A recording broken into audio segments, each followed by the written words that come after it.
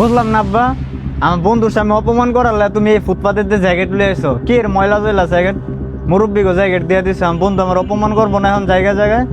ওগুলো আড্ডা দিতে গেলে তুই কই বর বাপে ওর লাগে পুরান জ্যাকেট লিয়ে এসে ফুটপাতের থেকে, থাকতামই না তোমার ঘরে, যাও। বাবা যাইস না, খারা এদিকে এদিকে বাবা, এদিকে তোর দুটো কথা কই বাবা, এদিকে তুই আহ। কো কি হয়েছে, কি কইবা তুমি কো?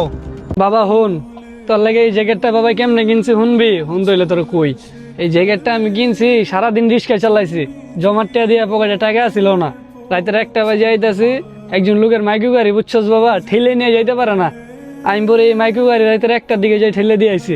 হ্যাঁ আমার 50টা দেয়া দিছে, আর 50টা করতে পাইছি শুনবি বাবা, আর 50টা দিয়া মাহাজন রে কম দিছে বুঝছস বাবা। তোর লাগে একটা জ্যাকেট কিনবো করে আমি খুব শখ করে জ্যাকেটটা কিনছিলাম বাবা।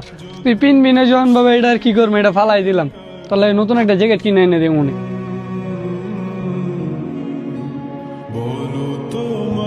আমার আব্বা আমার লাগে কত কষ্ট করে জ্যাকেটটা কিনছে, আর আমি আব্বার এই জ্যাকেটটাই অপমান করে দিলাম। না, এই জ্যাকেটটা পরে আব্বার সামনে যাবো এখন। এই কত সুন্দর লাগতেছে আমারে,